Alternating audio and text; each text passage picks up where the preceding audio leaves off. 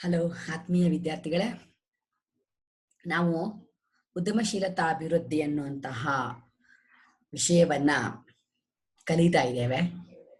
ಅದನ್ನ ಈಗ ಕರ್ನಾಟಕ ವಿಶ್ವವಿದ್ಯಾಲಯ ಅಳವಡಿಸಿಕೊಂಡಿರುವಂತಹ CBCS ಪದ್ಧತಿಯಲ್ಲಿ ಮೊದಲ ಸೆಮಿಸ್ಟರ್ಗೆನೆ ಒಂದು ವಿಷಯವನ್ನಾಗಿ ಕಲಿಬೇಕಾಗಿದೆ. ಹಾಗಲ್ದಿದ್ರೂ ಅದನ್ನ ಈ ಮೊದಲು BCom ಕೋರ್ಸಿಗೆ ಅಳವಡಿಸಲಾಗಿತ್ತು. ಅದೇ ತರ ಕೆಲವು ವರ್ಷ ಅದು MComಗೂ ಇತ್ತು. ಮತ್ತು ಹಾಗಲ್ಲದೆ ಇದ್ದಾಗ್ಯೂ ಕೂಡ ತುಂಬಾ ಆಸಕ್ತಿಕರವಾದಂತಹ ವಿಚಾರ ಆಗಿರೋದ್ರಿಂದ ಸಮಾಜದಲ್ಲಿ ಉದ್ಯಮಶೀಲತೆ ಬಗ್ಗೆ ಒಂದು ಮಟ್ಟದ ತಿಳುವಳಿಕೆ ಎಲ್ರಿಗೂ ಬೇಕಾಗಿರೋದ್ರಿಂದ ಈ ವಿಚಾರವನ್ನ ಜನಸಾಮಾನ್ಯರು ಕೂಡ ಆಸಕ್ತಿಯಿಂದ ಕೇಳಬಹುದು, ತಿಳ್ಕೊಳ್ಬಹುದು ಅನ್ನೋದು ನನ್ನ ನಂಬಿಕೆ. ನಾನು ಡಾಕ್ಟರ್ ಪ್ರಜ್ಞಾ ಮತ್ತಿಹಳ್ಳಿ, ಸರ್ಕಾರಿ ಪ್ರಥಮ ದರ್ಜೆ ಕಾಲೇಜು ಧಾರವಾಡ ಇಲ್ಲಿ ಉಪನ್ಯಾಸಕಿ ಆಗಿ ಸೇವೆ ಸಲ್ಲಿಸ್ತಾ ಇದ್ದೇನೆ. ಬನ್ನಿ ಸ್ನೇಹಿತರೆ, ಈಗ ನೋಡೋಣ ಉದ್ಯಮಶೀಲತೆ ಅಂದ್ರೆ ಏನು ಮತ್ತು ಅದು ಯಾವ ರೀತಿಯಾಗಿ ಒಂದು ಆರ್ಥಿಕ ಅಭಿವೃದ್ಧಿಯಲ್ಲಿ ತನ್ನ ಮಹತ್ವದ ಪಾತ್ರವನ್ನ ವಹಿಸುತ್ತೆ ಅಂತ. ಉದ್ದಿಮೆದಾರ ಅಂದ್ರೆ ಯಾರು, ಆತ ಹೇಗಿರ್ತಾನೆ, ಅವನ ಗುಣಲಕ್ಷಣಗಳೇನು, ಅದನ್ನೆಲ್ಲ ನೀವು ಈಗಾಗ್ಲೇ ನಾನು ಮಾಡಿರುವಂತಹ ಮೊದಲನೇ ವಿಡಿಯೋದಲ್ಲಿನೇ ನೋಡಿದೀರಾ. ಹಾಗೆ ಉದ್ದಿಮೆದಾರ ತನ್ನ ಉದ್ದಿಮೆಯನ್ನ ಸ್ಥಾಪಿಸೋದಕ್ಕಾಗಿ ಮತ್ತು ಮುನ್ನಡೆಸಿಕೊಂಡು ಹೋಗೋದಕ್ಕಾಗಿ ಅನೇಕ ಚಟುವಟಿಕೆಗಳನ್ನ ಕೈಗೊಳ್ಬೇಕಾಗತ್ತೆ. ಈ ಎಲ್ಲಾ ಚಟುವಟಿಕೆಗಳನ್ನು ನಾವು ಒಟ್ಟಾರೆಯಾಗಿ ಉದ್ಯಮಶೀಲತೆ ಅಂತ ಕರಿತೀವಿ. ಅಂದ್ರೆ ಅದನ್ನೊಂದು ಸ್ವಭಾವ, ಗುಣಧರ್ಮ, ಅವನು ಮಾಡುವಂತಹ ಕಾರ್ಯ ಚಟುವಟಿಕೆಗಳು ಅಂತ ಆರೋಪಿಸಬಹುದು. ಹಾಗೇನೆ ಉದ್ದಿಮೆದಾರ ಮತ್ತು ಉದ್ಯಮಶೀಲತೆಗಳನ್ನ ಪರಸ್ಪರ ಹೋಲಿಸಿಕೊಂಡು ನೋಡಿದಾಗ ನಮಗೆ ಈ ಉದ್ಯಮಶೀಲತೆ ಅನ್ನುವ ವಿಚಾರ ಇನ್ನಷ್ಟು ಚೆನ್ನಾಗಿ ಅರ್ಥ ಆಗತ್ತೆ. ಉದ್ದಿಮೆದಾರ ಅಂದ್ರೆ ಒಬ್ಬ ವ್ಯಕ್ತಿಯಾಗಿರ್ತಾನೆ. ಉದ್ದಿಮೆಯನ್ನ ಸ್ಥಾಪಿಸಿ ಮುನ್ನಡೆಸಿಕೊಂಡು ಹೋಗುವ, ಅದರ ಎಲ್ಲ ಲಾಭ ನಷ್ಟದ ಭಯವನ್ನ ಎದುರಿಸುವ ಒಬ್ಬ ವ್ಯಕ್ತಿಗೆ ನಾವು ಉದ್ದಿಮೆದಾರ ಅಂತ ಕರಿತಿರ್ತೀವಿ. ಆ ವ್ಯಕ್ತಿ ಮಾಡುವ ಚಟುವಟಿಕೆಗಳನ್ನ ಉದ್ಯಮಶೀಲತೆ ಅಂತ ಕರಿತೀವಿ. ಹಾಗೆ ಉದ್ದಿಮೆದಾರ ತನ್ನ ಉದ್ದಿಮೆಯನ್ನ ಸೃಷ್ಟಿಸಿರ್ತಾನೆ, ವಸ್ತುಗಳನ್ನ ಸೃಷ್ಟಿಸ್ತಾನೆ, ಸರಕು ಸಾಮಗ್ರಿಗಳನ್ನ ಸೃಷ್ಟಿಸ್ತಾನೆ ಮತ್ತು ತಾನು ಸೃಷ್ಟಿಸಿದ ಸರಕು ಸಾಮಗ್ರಿಗಳಿಂದ ಅನೇಕ ಬಗೆಯ ಮೌಲ್ಯಗಳನ್ನು ಸೃಷ್ಟಿಸ್ತಾನೆ. ಹೀಗೆ ಅವನು ಸೃಷ್ಟಿಕರ್ತನಾಗ್ತಾನೆ. ಉದ್ಯಮಶೀಲತೆ ಅನ್ನೋದು ಅವನು ಮಾಡುವ ಸೃಷ್ಟಿ ಕ್ರಿಯೆ ಆಗಿರತ್ತೆ. ಉದ್ದಿಮೆದಾರ ಪ್ರೇರಕನಾಗಿರ್ತಾನೆ. ಅವನಿಂದ ಪ್ರೇರೇಪಣೆಗೊಂಡು ಅನೇಕರು ಮತ್ತಷ್ಟು ಉದ್ದಿಮೆದಾರರು ಸೃಷ್ಟಿಯಾಗ್ತಾರೆ, ಮತ್ತಷ್ಟು ಉದ್ದಿಮೆಗಳನ್ನ ಸೃಷ್ಟಿ ಮಾಡ್ತಾರೆ ಅವರು. ಹಾಗೆ ಅವನು ಕೊಡುವಂತಹ ಪ್ರೇರಣೆ ಏನಿದೆ ಅದು ಉದ್ಯಮಶೀಲತೆ ಆಗಿರುತ್ತೆ. ಉದ್ದಿಮೆದಾರ ನಿಮ್ಗೆಲ್ಲ ಗೊತ್ತಿದೆ, ಕಚ್ಚಾ ವಸ್ತುಗಳನ್ನ, ಸರಕು ಸಾಮಗ್ರಿಗಳನ್ನ, ಸಂಪನ್ಮೂಲಗಳನ್ನ ಸಂಘಟನೆ ಮಾಡಿಕೊಂಡು, ಕಾರ್ಮಿಕರನ್ನ, ಶಕ್ತಿಗಳನ್ನ ಸಂಘಟನೆ ಮಾಡಿಕೊಂಡು ತನ್ನ ಉದ್ದಿಮೆಯನ್ನ ಮುನ್ನಡೆಸ್ತಿರ್ತಾನೆ. ಹೀಗೆ ಅವನು ಸಂಘಟಕ. ಅವನು ಮಾಡುವ ಸಂಘಟನಾ ಚಟುವಟಿಕೆ ಏನಿದೆ, ದಟ್ ಇಸ್ ಸಂಘಟನೆ ಅಂತ ನಾವೇನಂತ ಕರಿತೀವಿ, ಅದು ಉದ್ಯಮಶೀಲತೆ ಆಗಿರುತ್ತೆ. ಹಾಗೆ ನಾವು ಉದ್ದಿಮೆದಾರನ ಒಬ್ಬ ನಾಯಕ ಅನ್ಬೋದು. ಯಾಕಂದ್ರೆ ಅವನು ತನ್ನ ಒಂದು ಉದ್ದಿಮೆಯನ್ನ ಮುನ್ನಡೆಸುವಲ್ಲಿ ತಾನೇ ಮುಂಚೂಣಿಯಲ್ಲಿ ನಿಂತು ಎಲ್ಲ ಬಗೆಯ ಕಾರ್ಯಚಟುವಟಿಕೆಗಳನ್ನ ಮಾಡ್ತಿರ್ತಾನೆ. ಹೀಗೆ ಅವನಲ್ಲೊಂದು ನಾಯಕತನ ಇದೆ, ನಾಯಕನಾಗಿರ್ತಾನೆ. ಅವನಲ್ಲಿರುವ ಯಾವ ನಾಯಕತ್ವ ಗುಣವಿದೆಯೋ ಅದು ಉದ್ಯಮಶೀಲತೆ ಅಂತ ಕರೆಸಿಕೊಳ್ಳೋದು. ಹಾಗಾದ್ರೆ ನಾನು ಈಗಾಗ್ಲೇ ಹೇಳಿರುವಂತೆ ಈ ಉದ್ಯಮಶೀಲತೆ ಅನ್ನೋದು ದೇಶದ ಆರ್ಥಿಕ ಪ್ರಗತಿಗೆ ಎಷ್ಟು ಮಹತ್ವಪೂರ್ಣವಾದದ್ದು, ಅದರ ಪಾತ್ರ ಏನು ಅಂತ ನಾವು ನೋಡ್ಬೇಕು. ಈಗ ನಾನು ಯಾವುದೇ ರೀತಿಯ ಬೇರೆ ಉದ್ಯೋಗಗಳನ್ನ ಮಾಡ್ತಾ ಇದ್ರೆ ಅಥವಾ ಕೃಷಿ ಇತರ ಚಟುವಟಿಕೆಗಳಲ್ಲಿ ತೊಡಗಿಕೊಂಡಿದ್ರೆ ನಮಗೆ ಹಣ ಸಂಪಾದನೆ ಆಗ್ತಾ ಇರುತ್ತೆ. ಹಾಗೆ ಹಣ ಸಂಪಾದನೆ ಆದದ್ದನ್ನ ನಾವು ಒಂದು ಖರ್ಚು ಮಾಡ್ತೀವಿ, ಇಲ್ಲ ಅಂತಂದ್ರೆ ಬ್ಯಾಂಕುಗಳಲ್ಲಿ ಠೇವಣಿ ಇಡ್ತೀವಿ, ಅಂದ್ರೆ ಹೂಡಿಕೆಗಳನ್ನ ಮಾಡಿರ್ತೀವಿ. ಹೀಗೆ ಹಣ ಅನ್ನೋದು ಅದು ಉಳಿತಾಯದ ರೂಪದಲ್ಲಿ ಇರುತ್ತೆ, ಹೂಡಿಕೆ ರೂಪದಲ್ಲಿ ಇರುತ್ತೆ, ಇಲ್ಲ ವೆಚ್ಚವಾಗಿ ಅದು ಖರ್ಚಾಗ್ತಾ ನೀರಿನಂತೆ ಹರಿತಾ ಇರುತ್ತೆ. ಆದ್ರೆ ಅದು ಬಂಡವಾಳದ ರೂಪದಲ್ಲಿ ಇರೋದಿಲ್ಲ. ಯಾವಾಗ ನೀವು ಉದ್ಯಮಗಳನ್ನ ಶುರು ಮಾಡ್ತಿರೋ, ಉದ್ಯಮಶೀಲರಾಗ್ತಿರೋ, ಉದ್ಯಮಶೀಲತೆಯನ್ನ ಕೈಗೊಳ್ತಿರೋ, ಆಗ ಮಾತ್ರ ಅದು ಬಂಡವಾಳ ಅನ್ನುವ ರೂಪಕ್ಕೆ ಬರುತ್ತೆ. ಅಂದ್ರೆ ಬಂಡವಾಳ ಅಂದ್ರೆ ನೀವು ಉದ್ದಿಮೆಗಳಲ್ಲಿ ಹೂಡಿದಂತ ಹಣ ಆಗಿರುತ್ತೆ. ಈ ಬಂಡವಾಳದ ಕ್ರೋಢೀಕರಣ ಅನ್ನೋದು ಆರ್ಥಿಕ ಅಭಿವೃದ್ಧಿ ದೃಷ್ಟಿಯಿಂದ ತುಂಬಾ ಮಹತ್ವಪೂರ್ಣವಾದದ್ದು. ಹಾಗಾಗಿ ಬಂಡವಾಳದ ಕ್ರೋಢೀಕರಣ ಅನ್ನೋದು ಉದ್ಯಮಶೀಲತೆಯಿಂದ ಮಾತ್ರ ಉಂಟಾಗುವಂತಹ ಕ್ರಿಯೆ. ಹಾಗೆಯೇ ಉದ್ದಿಮೆಗಳನ್ನ ನೀವು ಸ್ಥಾಪಿಸಿದಿರಿ ಅಂದ್ರೆ ನೀವು ಒಬ್ಬರೇ ದುಡಿಯಕ್ಕಾಗಲ್ಲ. ನೀವು ಕಾರ್ಮಿಕರನ್ನ ನೇಮಿಸ್ಕೋತೀರಾ, ಮ್ಯಾನೇಜರ್ನ ನೇಮಿಸ್ಕೋತೀರಾ, ಅದನ್ನೆಲ್ಲ ನೋಡಿಕೊಳ್ಳುವಂತ ಆಫೀಸರ್ಸ್ಗಳನ್ನ ನೇಮಿಸ್ಕೋತೀರಾ, ಅಕೌಂಟೆಂಟ್ಗಳನ್ನ ನೇಮಿಸ್ಕೋತೀರಾ. ಹಾಗೆಯೇ ಪೂರೈಕೆದಾರರು ಬೇಕು. ಅದೇ ರೀತಿ ಒಂದು ಉತ್ಪಾದನೆಯನ್ನ ನಡೆಸಲಿಕ್ಕೆ ಅನೇಕ ಜನರು ಬೇಕು. ಆನಂತರ ಅದನ್ನ ನಿರ್ವಹಣಾ ಘಟಕಗಳು ಬೇಕು. ಅದನ್ನ ಮಾರುವಂತಹ ಮಾರಾಟ ಪ್ರಕ್ರಿಯೆಯಲ್ಲಿ ಅನೇಕ ಸೇಲ್ಸ್ಮನ್ಗಳು ಇತ್ಯಾದಿಗಳು ಬೇಕು. ಹೀಗೆ ನೀವು ಅನೇಕರಿಗೆ ಉದ್ಯೋಗಗಳನ್ನ ಸೃಷ್ಟಿ ಮಾಡಿ ಕೊಡ್ತೀರಿ. ಎಷ್ಟು ದೊಡ್ಡ ದೊಡ್ಡ ಉದ್ದಿಮೆಗಳನ್ನ ಸ್ಥಾಪಿಸ್ತೀರೋ ಅಷ್ಟು ವ್ಯಾಪಕವಾಗಿ ನೀವು ಉದ್ಯೋಗಗಳ ಸೃಷ್ಟಿಯನ್ನ ಮಾಡಿರ್ತೀರಿ. ಇದು ಬೃಹತ್ ಪ್ರಮಾಣದ ಉದ್ಯೋಗ ಸೃಷ್ಟಿಗೆ ಕಾರಣ ಆಗುತ್ತೆ. ಉದ್ಯೋಗ ಸೃಷ್ಟಿಯಿಂದ ಜನರು ಉದ್ಯೋಗಸ್ಥರಾಗ್ತಾರೆ, ಸಂಬಳವನ್ನ ಪಡೆದುಕೊಳ್ತಾರೆ, ಅವರ ಆರ್ಥಿಕ ಗುಣಮಟ್ಟ ಹೆಚ್ಚಿಗೆ ಆಗುತ್ತೆ. ಹೀಗೆ ಆರ್ಥಿಕ ಪ್ರಗತಿ ದೇಶದಲ್ಲಿ ಸಾಧ್ಯ ಆಗುತ್ತೆ ಅನ್ನೋದು ಎಲ್ರಿಗೂ ಅರ್ಥ ಆಗುವಂತಹ ಸಂಗತಿ. ಇನ್ನು ಪ್ರಾದೇಶಿಕ ಅಸಮತೋಲನ ಅಂದ್ರೆ ಏನು? ನೀವು ಗಮನಿಸಿರಬಹುದು, ಯಾವ ಪ್ರದೇಶಗಳಲ್ಲಿ ಒಂದು ಉದ್ಯಮಗಳು ಇರ್ತಾವೋ ಅವು ಬಹಳ ಪ್ರಗತಿಯನ್ನ ಸಾಧಿಸಿರ್ತಾವೆ. ಉದಾಹರಣೆಗೆ ನಾವು ಸ್ವಾತಂತ್ರ್ಯವನ್ನ ಪಡೆದುಕೊಂಡಂತ ಕಾಲದಲ್ಲಿ ನೋಡಿದ್ರೆ ಭಾರತದಲ್ಲಿ ಉತ್ತರ ಪ್ರದೇಶದಂತಹ ರಾಜ್ಯಗಳಲ್ಲಿ ಮತ್ತು ಪಶ್ಚಿಮ ಬಂಗಾಳದಂತಹ ರಾಜ್ಯಗಳಲ್ಲಿ ಮಾತ್ರ ಕೈಗಾರಿಕೆಗಳಿತ್ತು. ಆಗ ಉಳಿದಂತಹ ಎಲ್ಲವೂ ಕುಗ್ರಾಮಗಳ ತರವೇ ಇದ್ವು.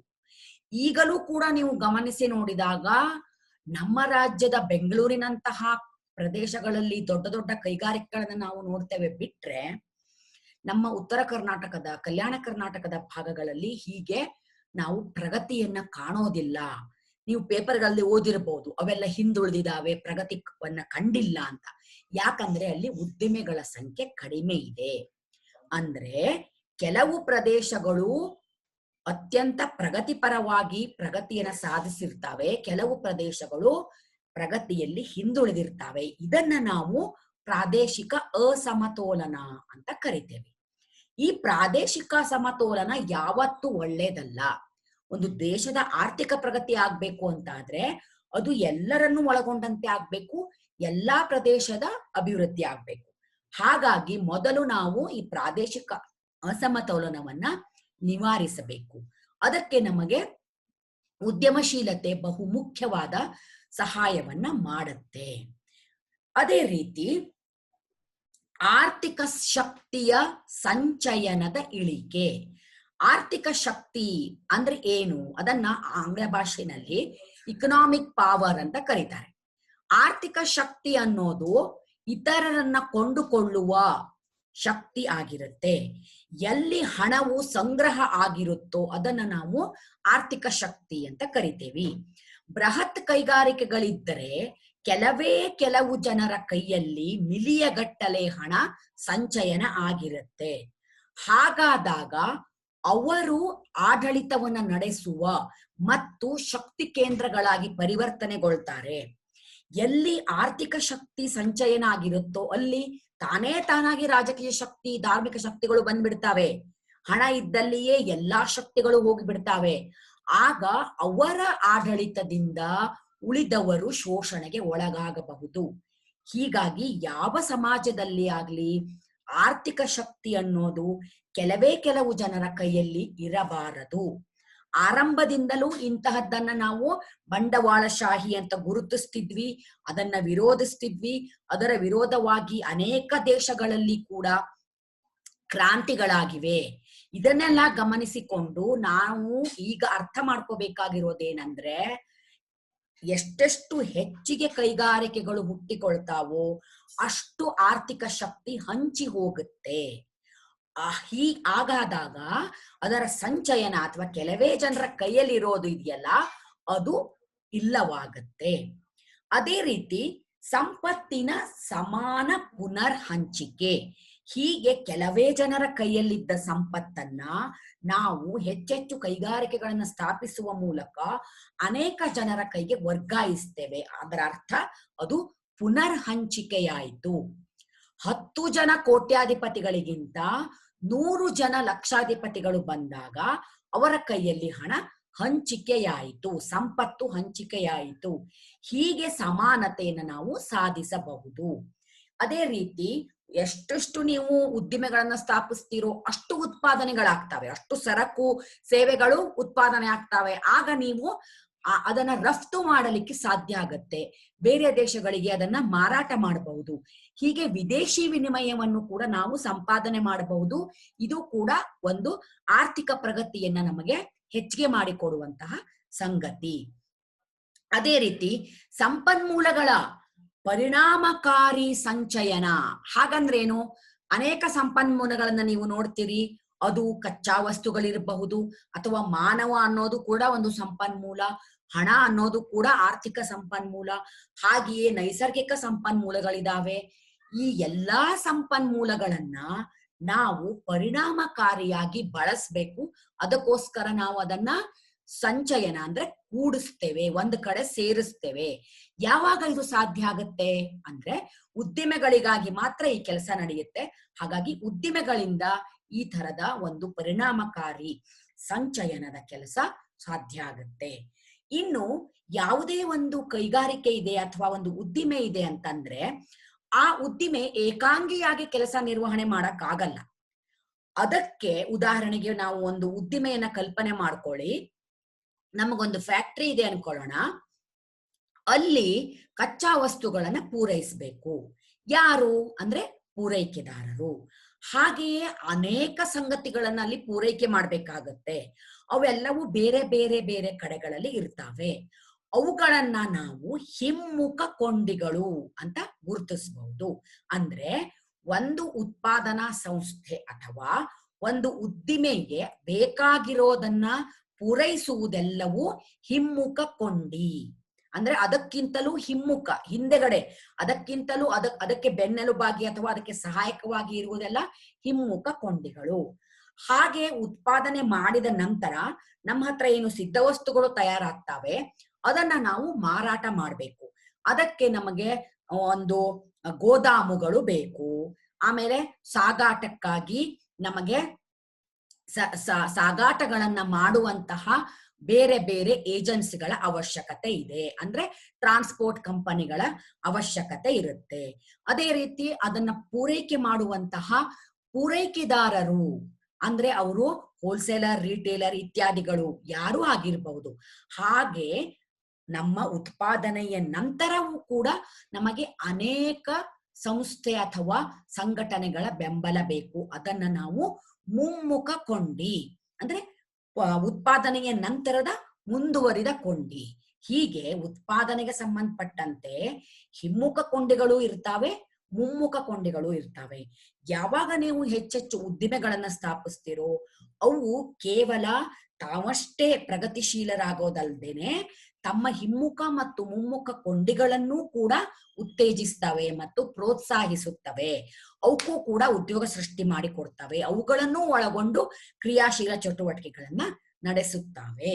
ಹೀಗೆ ಒಂದು ಉದ್ದಿಮೆಗಳಿಂದ ಅದರ ಹಿಮ್ಮುಖ ಮುಮ್ಮುಖ ಕೊಂಡಿಗಳು ಕೂಡ ಉತ್ತೇಜನ ಪಡೆಯುತ್ತವೆ. ಇದರಿಂದ ಆರ್ಥಿಕ ಅಭಿವೃದ್ಧಿ ಆಗ್ಬಿಡುತ್ತೆ. ಹಾಗೆಯೇ ಇದು ಆರ್ಥಿಕ ಅಭಿವೃದ್ಧಿಯ ವೇಗವರ್ಧಕವಾಗಿ ಕೆಲಸ ಮಾಡುತ್ತೆ. ಅಂದ್ರೆ ವೇಗವಾಗಿ ಆರ್ಥಿಕ ಪ್ರಗತಿ ಆಗುತ್ತೆ. ಯಾಕಂತಂದ್ರೆ ಹೇಗೆ ನಾನು ಹೇಳಿದೆ, ಉದ್ಯೋಗ ಸೃಷ್ಟಿ ಮಾಡುತ್ತೆ, ಅಸಮತೋಲನವನ್ನ ನಿವಾರಿಸುತ್ತೆ. ಇದರಿಂದಾಗಿ ಜನರಿಗೆ ಉದ್ಯೋಗಗಳು ಸಿಕ್ಕು ಅವರ ಸಂಬಳ ಬಂದಾಗ ಅಥವಾ ಅದರಿಂದ ಅವರು ಸಂಪತ್ತನ್ನ ಸೃಷ್ಟಿ ಮಾಡಿಕೊಂಡಾಗ ತನ್ಮೂಲಕವಾಗಿ ಒಟ್ಟೂ ದೇಶದ ಆರ್ಥಿಕ ಅಭಿವೃದ್ಧಿಯು ವೇಗವಾಗಿ ಸಾಗುವಂತೆ ಇದು ಮಾಡುತ್ತೆ. ಹೀಗಾಗಿ ಉದ್ಯಮಶೀಲತೆ ಅನ್ನೋದು ಬಹಳ ಮುಖ್ಯವಾದ ಸಂಗತಿಯಾಗಿದೆ. ಉದ್ದಿಮೆಗಳನ್ನ ಸ್ಥಾಪಿಸುವ ಉದ್ದಿಮೆದಾರನನ್ನ ಉತ್ತೇಜಿಸುವ ಈ ಎಲ್ಲಾ ಚಟುವಟಿಕೆಗಳನ್ನ ಒಳಗೊಂಡಂತೆ ಆರ್ಥಿಕ ಅಭಿವೃದ್ಧಿಯನ್ನು ನಡೆಸುವಂತಹ ಮುಖ್ಯವಾಹಿನಿಯ ಕೆಲಸವನ್ನ ಇದು ಮಾಡುತ್ತೆ. ಆದ್ರಿಂದ ಸ್ನೇಹಿತರೆ, ನಾವು ಇವತ್ತಿನ ವಿಡಿಯೋದಲ್ಲಿ ಏನನ್ನ ಅರ್ಥ ಮಾಡ್ಕೊಂಡ್ವಿ ಅನ್ನೋದು ನಿಮ್ಗೆ ಈಗಾಗಲೇ ಅರ್ಥ ಆಗಿದೆ.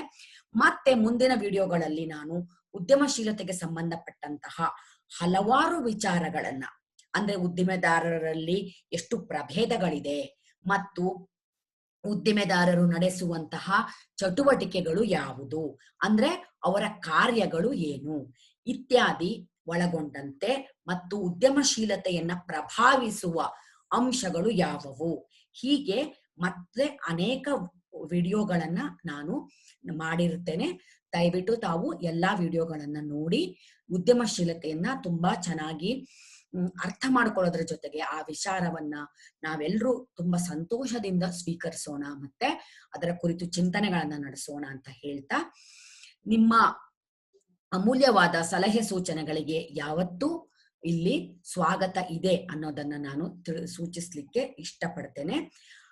ಹಾಗೆ ನಾವು ಈ ಒಂದು ವಿಚಾರಗಳನ್ನ ಇವತ್ತು ತಿಳ್ಕೊಂಡಿದ್ದನ್ನ ಮತ್ತೆ ಮುಂದಿನ ವಿಡಿಯೋಗಳಲ್ಲಿ ಮತ್ತಷ್ಟು ಹಂಚಿಕೆಗಳನ್ನ ಮಾಡೋಣ. ಈಗ ಮುಖ್ಯವಾಗಿ ಇದರ ಕುರಿತಾದಂತಹ ಫೀಡ್ಬ್ಯಾಕ್ ಅನ್ನ ನಾನು ನಿರೀಕ್ಷೆ ಮಾಡ್ತೇನೆ. ನಿಮ್ಗೆಲ್ರಿಗೂ ನನ್ನ ನಮಸ್ಕಾರಗಳು.